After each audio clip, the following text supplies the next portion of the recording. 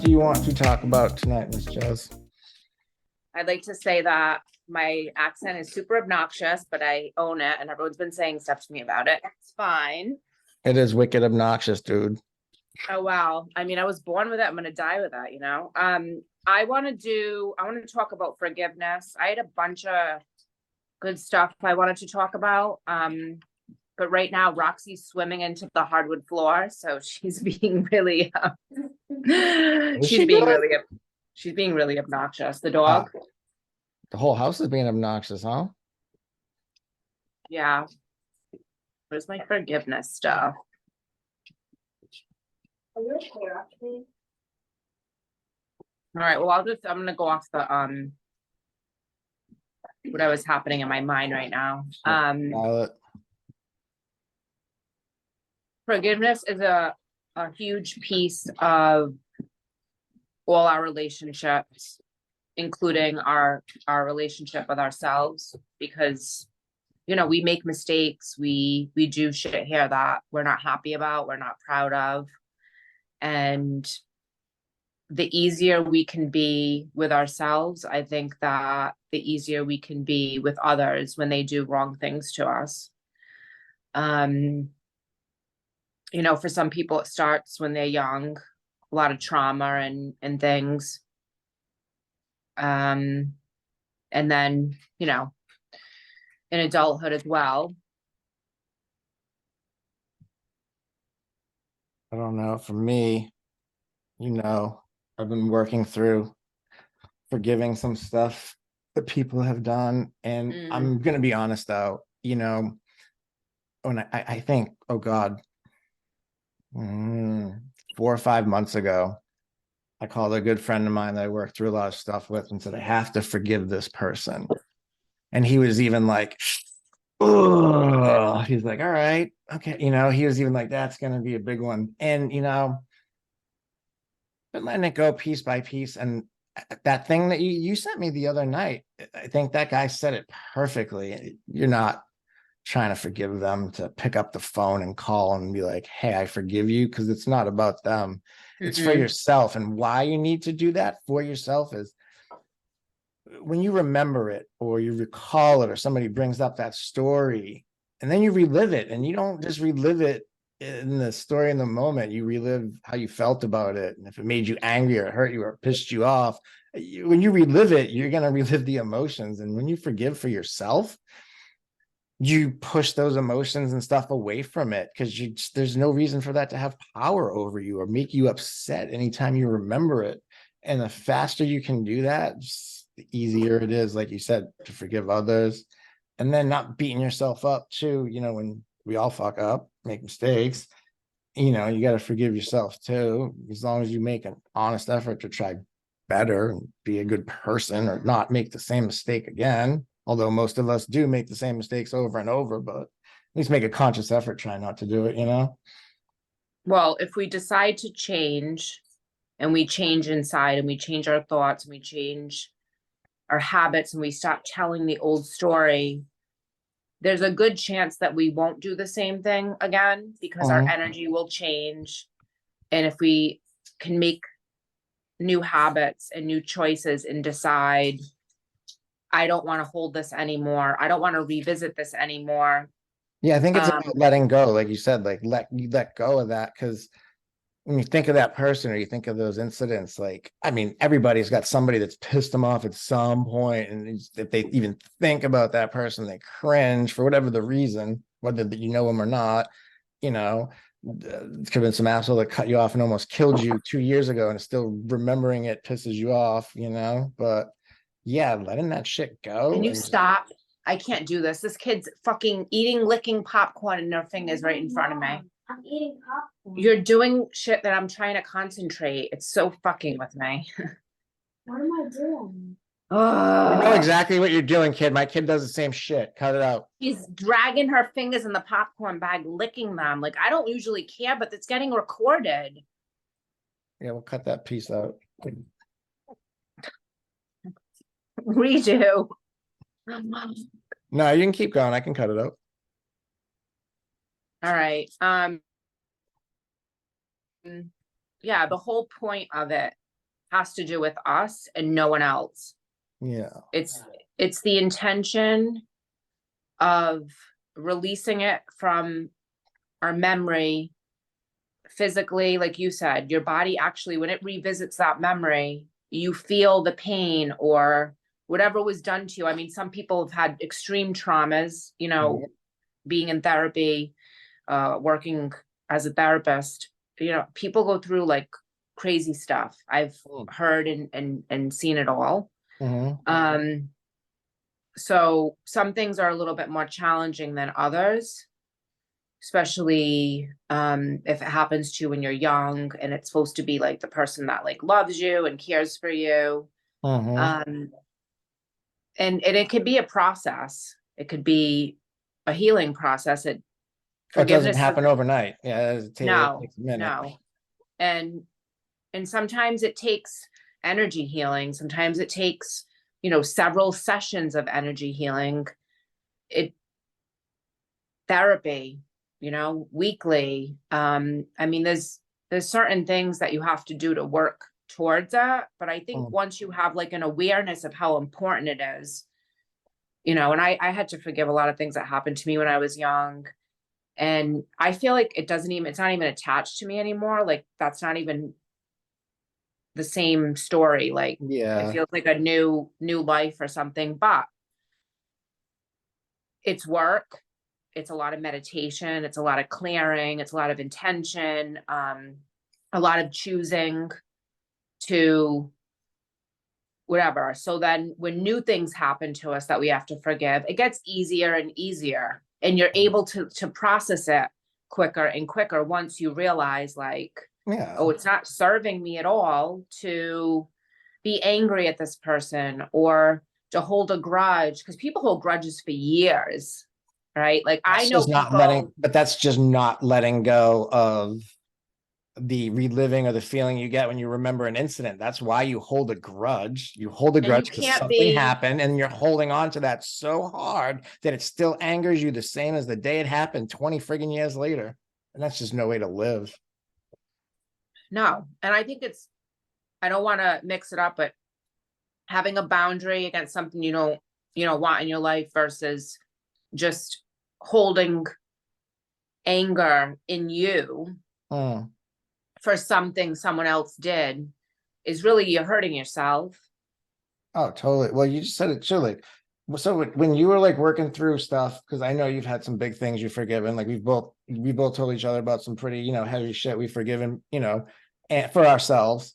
But for me, it kind of like working through it was like little piece by piece. Like it just, the weight went away, or just like when I would think about it again and start trying to, it would just be less and less until it just got to a point. I think you said you're just numb when you think about it. You're just nothing. You're just neutral, nothing. Yep, it happened. I don't care. It doesn't have any power. I don't give a shit. I don't care about that person, what they think, what they say, what they do. Like, doesn't bother me. And I'm telling you, it's liberating for damn sure. Well, yeah. And most of the time, for me personally, and I think a lot of people feel better when you have peace inside and you have love for yourself. And if you don't work through stuff and clear all that out, you know, it's hard to hold peace inside. It's hard to hold love and compassion if you stay in the negative version, you know? Well, I think once you start working through stuff and you said you start getting into the more positive mindset of releasing and letting go that, you know, negative energy, emotional bag, whatever the hell you want to call it, you start feeling better and you start getting peace. And once you get a taste of that, you want more, because feeling bad sucks. Being upset, angry, like sucks. And it's okay to feel those things, but a couple breaths, and just push it out, and you get faster and faster at it. I mean, I talked to you a little while ago, sharing some stuff, and you're like, all right, let's take a breath. Let's take a minute. It took us like 30 seconds. We both took 4 good breaths and we're good, right? That's it. Yeah. All you need. I mean, that's where I'm at, like 4 deep breaths and I'll calm down from literally just about anything. Yeah. And interrupting the pattern. Like if your mind is going in a direction and you become aware of it and you catch it and it's not going in a good direction, you need to stop it and say, well, No. I'm not gonna go down that. That's not gonna help me right now. Mhm. And also, it's not healthy physically for your body to keep putting stress on it that's not even happening. Like in this moment, nothing's Right? happening right now except we're talking to each other. I We're mean, talking about something. well, anxiety is worrying about the future that, like you said, you can't control or hasn't happened yet. It's like, and I get it's okay to worry about stuff sometimes, but stress, anxiety, worry, that shit all ages you. That literally takes a huge toll on your body. 1,000. And anger supposedly Oh yeah. is That's a huge component of cancer. Like a lot of people, from I've talked to shamans and things like that, and a lot of people that they when they clear their energy for the cancer, they believe it's anger repressed into the body that they didn't deal with and process and let it out and kind of like, work through it for someone that, did something to them. oh, like we talking Mhm. about a couple of days ago that Dr. Joe's doing those studies on the healing and stuff like that. And the people that meditate, like they took just regular cells and virus Mhm. cells just wouldn't penetrate the cells. People that meditated regularly, people that are intermediate, they'd get a lower rate, like 50-50, and then people that didn't would get 100. It's just crazy that they're actually doing these medical studies, and that guy's getting tons of money thrown at him by like big name colleges to study this stuff now. And honestly, it Yeah. wouldn't surprise me if it's all 1,000% true. Oh, it is. I mean, all he talks about, I just watched one of his things today. All he talks about is how when you think about an event that happened in the past, your body literally goes into that same state that you were in, whether it was, causing you pain, suffering, anxiety, depression, trauma, whatever. Like your We're body doesn't talking know, about your body's reliving it too. it doesn't know the difference that you're safe right here if you're thinking about something that you were in. Mm-hmm. It's a big thing with PTSD. Oh, I'm sure it must be. The body, reacts to things that have happened in because of a memory. Mm-hmm. I mean, So, especially something super traumatic, you know? the Ho'oponopono thing, I really like. I feel like it helps a lot with a lot of different things. Um, like for me, I struggle with like a lot of mom guilt. Like I want everything perfect and I'm really hard on myself. You mom shame So, yourself? yes. You mom shame? What's wrong with you? I'm like, I'm not a perfect mom. What the fuck? No, I don't like to see anyone suffering. I like to see everyone happy. Mhm. If everyone's happy, I'm happy. If the energy's good, I feel good. That's kind of how I get into the therapy. Like I care about how people feel. It's my life passion. I don't know. I want to leave the planet helping people Mhm. enjoy their lives more. I don't think a lot of people enjoy their lives, to be completely honest with you. Well, I get a lot of work to do, I guess. Everybody's got some issue, I guess. I mean, I think you can enjoy your life if you don't go into the future and you change the anxiety to excitement. And I think that if you stay out of the past, that'll help a lot too. And Mm. it's a variety of things.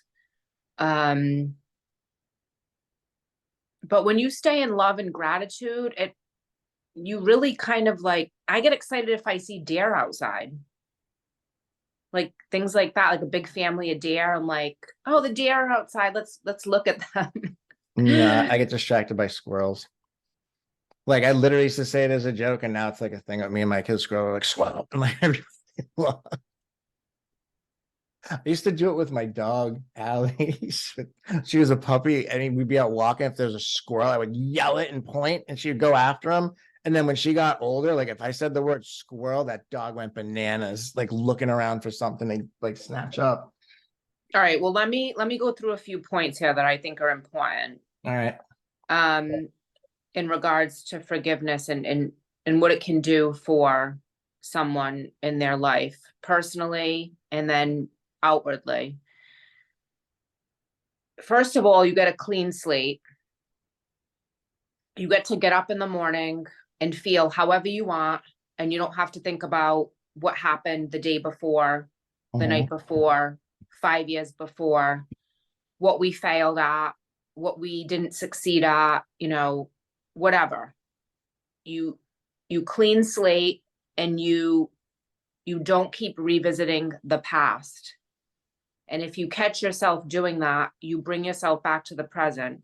And that's going to take meditation, commitment, practice, right? Dedication. Like you go to the gym. If you go to the gym every day, or you get up every morning, you have coffee in the morning, those are your habits. You have to train your brain to also have the habits of, I'm in the present. What's happening next week is none of my business, right? Because we don't even know if we're going to be on the planet next week. And we could be worrying about something that may never happen. It's called a what if, like a what if thing.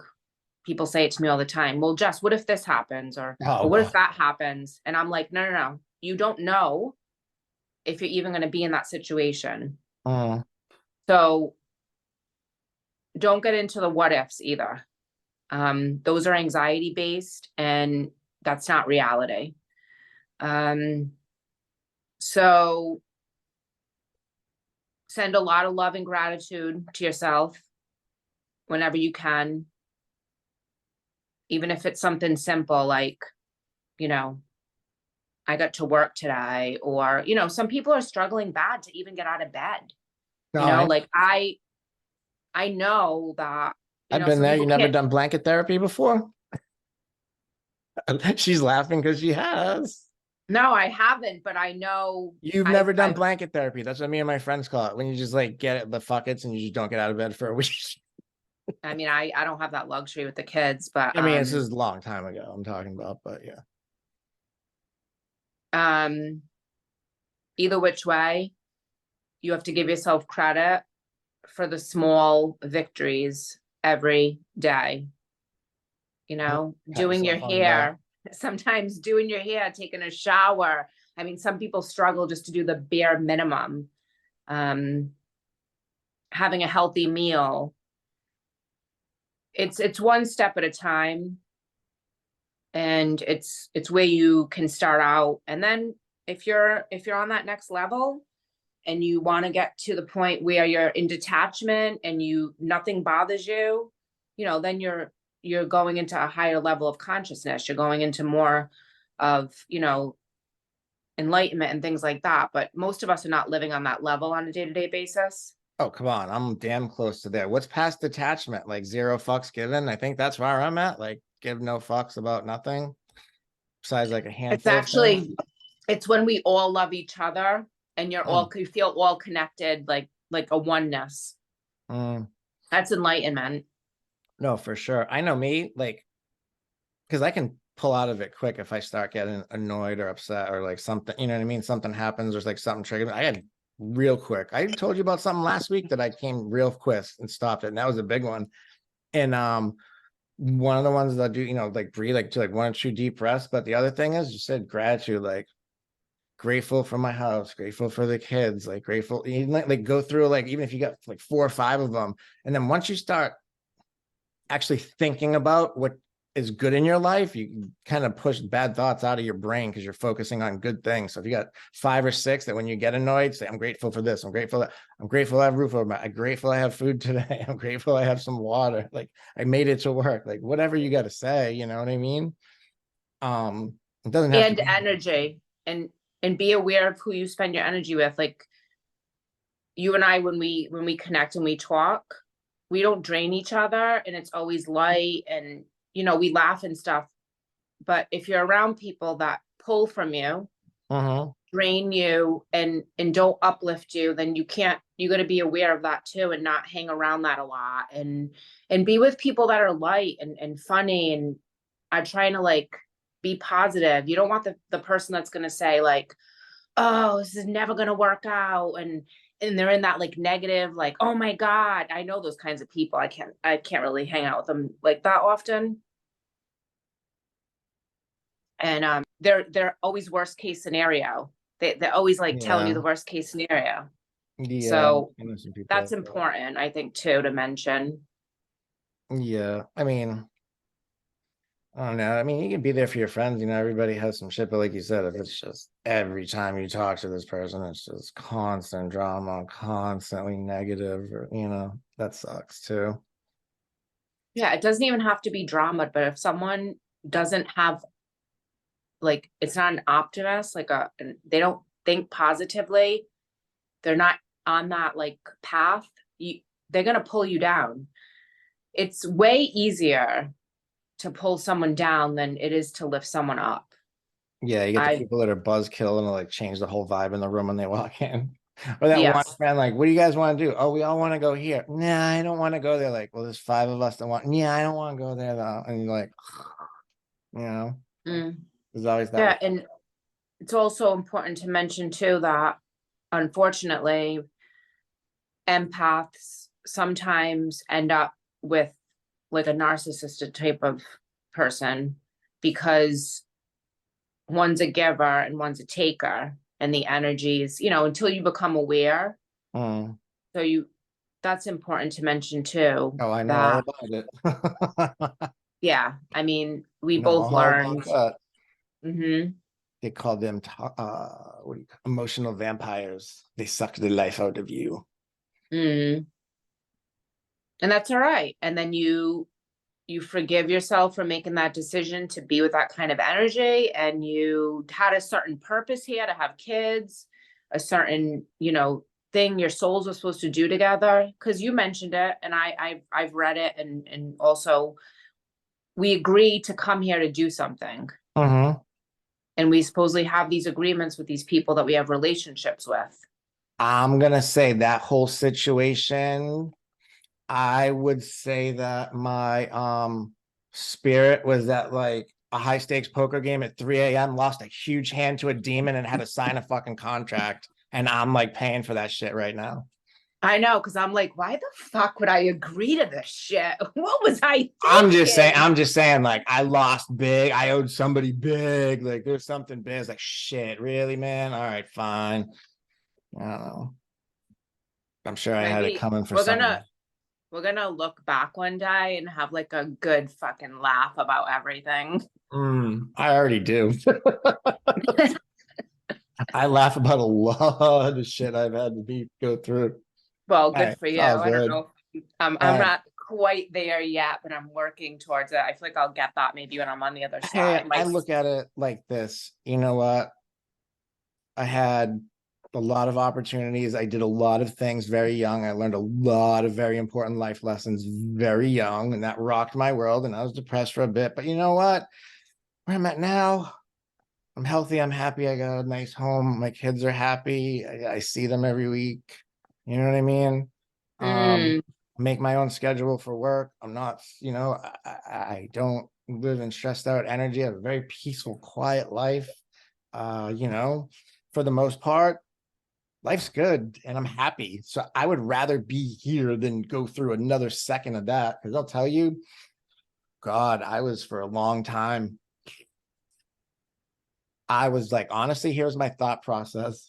When I was living in hell, my thought process was this is what kept me up at night. If I go to heaven, is this person going to follow me and harass me for eternity? That was my thought for years, wow. years, years. Literally, that's what kept me up at night. And I'm not. That's the honest to God truth. Um, I honestly, shit. 5 years ago, if you'd said I would be here now, like I have my own, like couldn't even envision it in the midst of that. So yeah, I'm I'm good where I'm at now. You know what I mean? Hmm. Especially with all the letting the shit go, because it's like psh, I just don't care anymore. And it's once you get that, my friend, oh God, I think my friend Vanessa called it like you get your spiritual armor on. You're like, yeah, bring it. I don't give a shit. Say it again. Yeah, still don't care. You know what I mean? And people fall Yeah. for like, don't care. Give a shit. Oh, yep, you're right. Have a good one. Bye. I think too, once you get to that place, your circle gets smaller because you care less and less for people's bullshit or have fake people around too. You know what I mean? Yeah, I think that's important too. Yeah, You have to surround yourself with people that are vibrating like that and are kind, and they're